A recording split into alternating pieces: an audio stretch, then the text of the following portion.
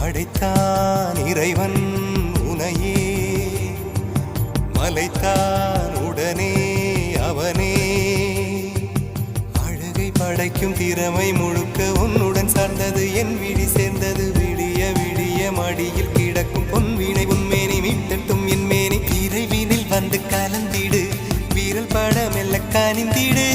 உடல் மட்டும் இங்கு கிடக்குது, உடன் வந்து நீயும் உயிர் கொடு.